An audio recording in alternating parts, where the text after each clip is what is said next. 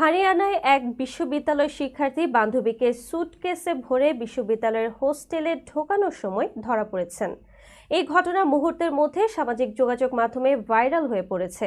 ভিডিওতে দেখা যায় ছাত্রটি একটি বড় সুটকেস নিয়ে হোস্টেলের ভেতরে ঢোকানোর চেষ্টা করেন।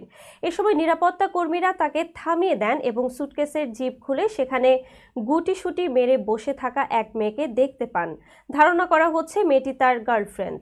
এই ঘটনার ভিডিও সামাজিক মাধ্যমে দ্রুত ছড়িয়ে পড়ে এবং জনমনে আলোচনার জন্ম দেয়।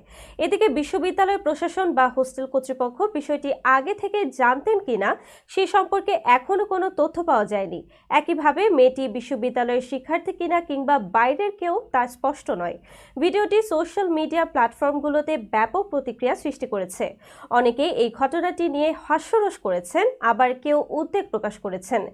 এক্সে একজন মন্তব্য করেছেন, এটি সুটকেস ব্র্যান্ডের বিজ্ঞাপনের জন্য ব্যবহার করা উচিত। অন্য একজন লিখেছেন, এটি নিশ্চয়ই পূর্ব পরিকল্পিত ছিল।